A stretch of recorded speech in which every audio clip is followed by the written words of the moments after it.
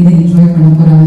உங்களுடைய கதையில எல்லா ஜெனரேஷனுக்கும் ஏதாவது ஒரு விஷயம் வச்சிருக்கீங்களா? How does this span across generations?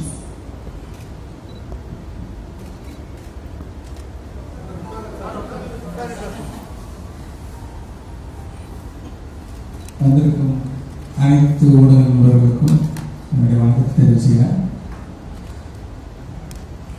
முதல்ல இந்த சேனாபதி கதாபாத்திரத்தை உருவாக்குறதுக்கு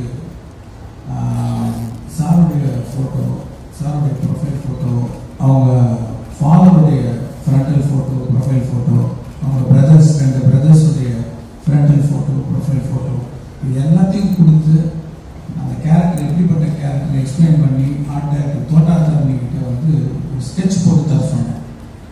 அந்த ஸ்கெட்சை பார்த்தவங்க ஒரு சிலிர்ப்பு வந்துச்சு. அந்த ஸ்கெட்ச் தான் அந்த லுக்கு நீங்கள் படத்தில் பார்க்குறது, ஒரு சிலிர்ப்பு. அதே மாதிரி முதல் நாள் ஷூட்டிங் வந்து அந்த இந்தியன் தாத்தா கேரக்டரில் அவர் சைதாப்பட்ட ஸ்கூலில் வந்து அது வந்து நின்றும் போது ஒரு சிலிர்ப்பு வந்துச்சு. அதெல்லாம் வந்து அதை எப்படி எக்ஸ்பிளைன் பண்ணுறதுன்னு தெரியல. அதே கேரக்டர் ஒரு 28 வருஷம் கழிச்சு ஒரு மேக்கப் டெஸ்ட் போட்டு, மேக்கப் டெஸ்ட்டுக்கு அந்த மேக்கப்லாம் போட்டு வந்து இப்போ அந்த சிலிர்ப்பு பன்மடங்கு அதிகமாகிடுச்சு. நான் பல மடங்கு சொல்லியிருக்கேன். அந்த ஷூட்டிங் ஸ்பாட்டில் வந்து உள்ள கமல் சார் இருந்தால் கூட அந்த மேக்கப்பில் வந்து இந்தியன் தாத்தா இருக்கிறார், நம்ம பக்கத்தில் இருக்கிறாருன்ற ஒரு பயம், ஒரு மரியாதை, என்ன வந்து ஆக்டர் கமல் சார் தான் யோசித்தாலும் அதை மீறி அந்த இந்தியன் தாத்தா தான் அந்த செட்டில் இருக்காருன்ற ஒரு உணர்வு எப்போ பார்த்தாலும் எனக்கு தோணிக்கிட்டே இருக்கும்.